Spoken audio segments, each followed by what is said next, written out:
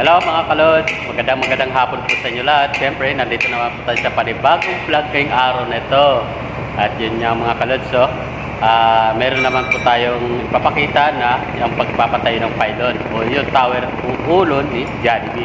So yun nga po mga kalods, ito na po ang tower, mobile crane na magpatay sa pylon ni Jollibee.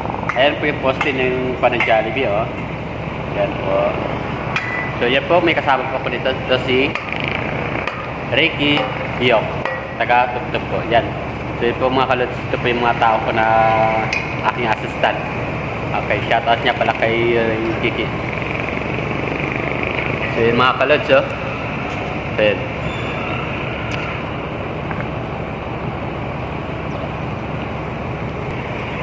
So yun mga kalods, bukas makikita nyo na po yung pagtatayo ng pylon.